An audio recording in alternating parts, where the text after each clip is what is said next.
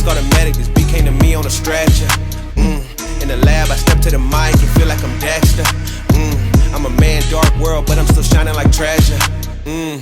Yeah, I got joy like ha ha ha. Wait, and I can't wear smiles, that's fake. Then I'm between love and strong. Hate clock says no time for mistakes. Ring the alarm, sirens go off, but I'm calm. My life resides in his palm. Submit to my pops, respect for my mom. Honor them both, so my life will be long.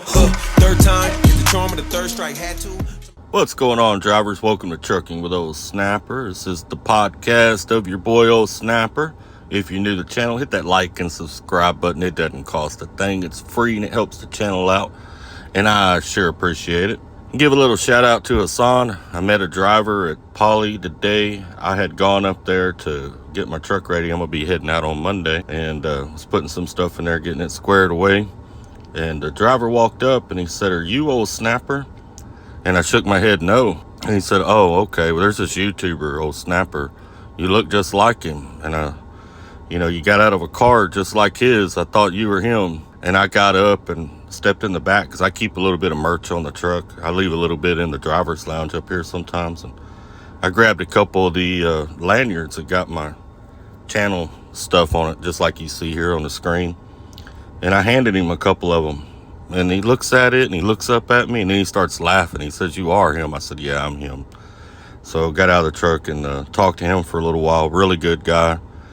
He started here a couple weeks ago. Good dude. I think he said he was from Tyler, Texas. Anyway, I'm going to get into a story. This story time is what this is going to be. I'm going to tell an old story from my first year of driving. I think I'd been driving maybe 4 or 5 months at the time. And it's a little bit embarrassing.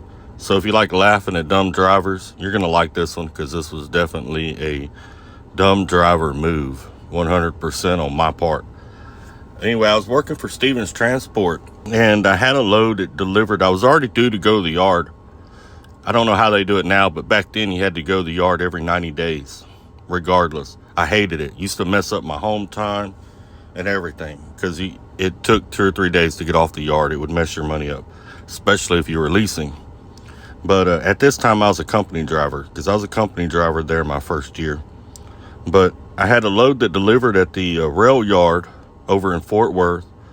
I think Fort Worth. I haven't been there in a long time, but it's over that direction. And then I would bobtail from there to the yard, handle everything I needed to do at the yard, get that done, and then I would continue on about my way. It's basically what the plan was. It got changed a little bit, and you're about to find out why. I'm trying to remember how this system worked. It's been years since I delivered in the rail yard. But if I remember right, I pulled up to the gate, and you put your information in this computer. It prints out a little sheet. It's telling you your location to drop that trailer on that sheet. So I head in, find the location where the trailer's going, and they stack them trailers in pretty tight. There's not very much space in between them, or there used to not be. And on the aisle that I got put on, there were trailers where we were dropping at was on one side, and then right across from us was some railroad tracks, and then they had double or triple stacked in some of those intermodal trailers, but they didn't have the box on them yet. I don't know what they're called. I guess rail car. They didn't have the rail car on them yet. It was just the trailer, just the shell. So it made it really tight. And I'm still learning how to back and trying to figure all that out. I'm not really up to par with as good as you need to be in order to deliver at this rail yard. And if any of y'all have ever been there, you probably know what I'm talking about. Some of them spots get pretty tight. So I'm jacking around trying to get the trailer in there. I've probably been, and I'm in a manual, so my leg is hurting. I've been going back and forth for 15, 20 minutes trying to get this trailer in there. And I got trucks on both sides waiting on me. So finally I pull all the way up. I get as close to that intermodal trailer as possible. And now it doesn't have the box on it. So since it doesn't have the box on it, I'm able to get all the way up to the frame. And I'm all the way up to the frame right in front of the tandems, right in front of the tires. And I'm working that trailer back, and I'm getting excited because in the mirror, I'm right on it where I can get it right in there. And I got these trucks waiting on me. Well, I hear this pop. I'm like, what the hell was that? It didn't sound like a tire. It sounded like plastic popping.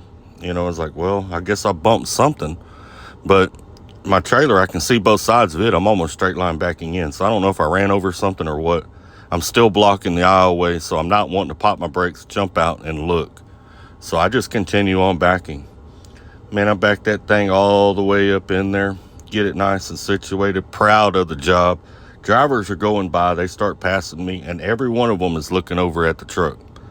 And I'm like, uh-oh, there's something wrong out there. So I get out of the truck, I walk around the front. Sure enough, my bumper's hanging down on one side. I had caught the corner of the bumper on one of those tires for the tandems on that trailer and popped it. I popped it on the passenger side, broke it and set down.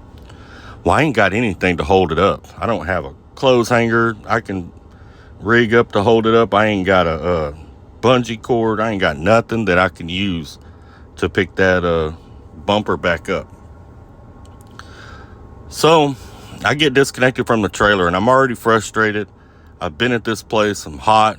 My leg's hurting. And now I got a bumper that's half on the ground. I don't know what to do.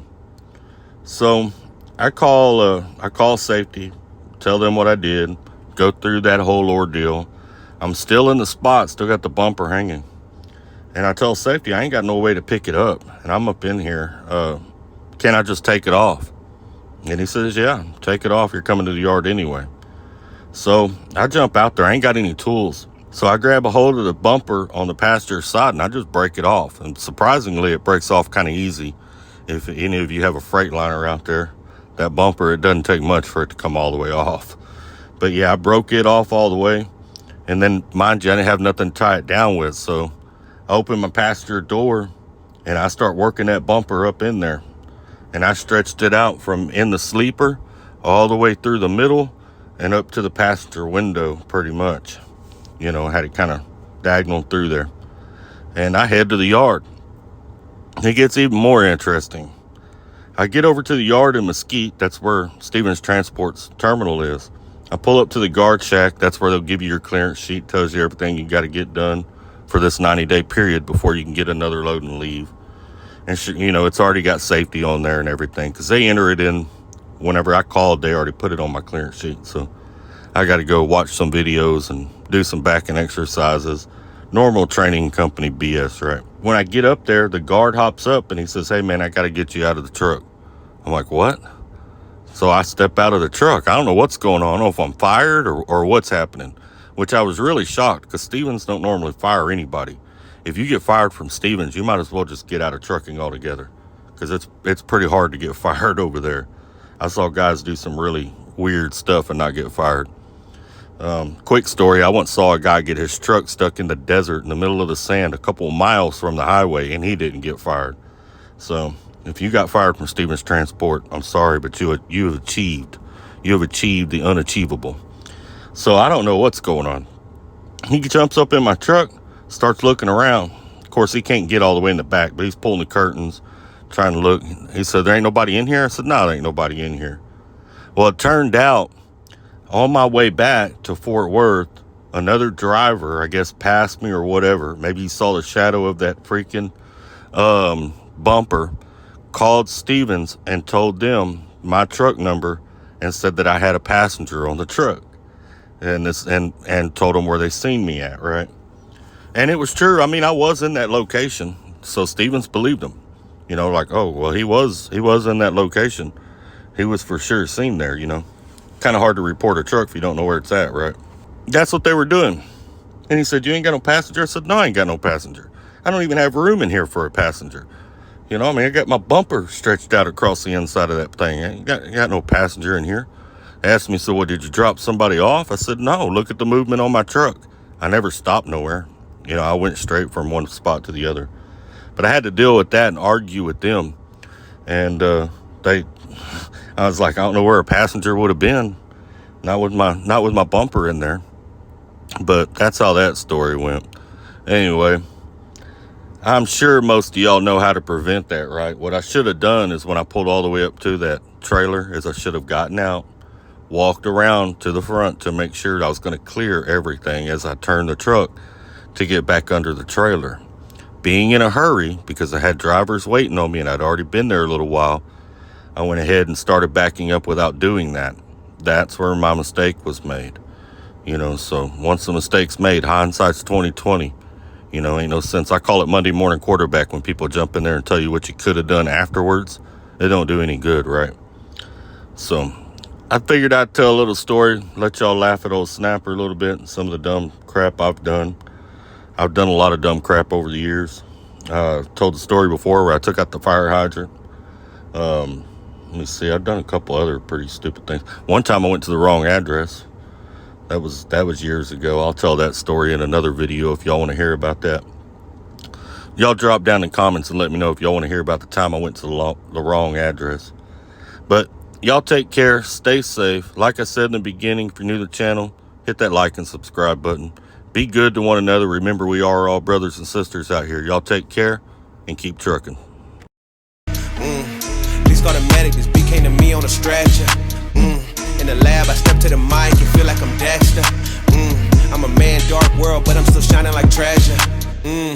Yeah, I got joy like ha ha ha. Wait, and I can't wear smiles, that's fake. Then line between love is strong. Hate clock says no time for mistakes. Ring the alarm, sirens go off, but I'm calm. My life resides in his palm. Submit to my pops, respect for my mom. Honor them both, so my life will be long.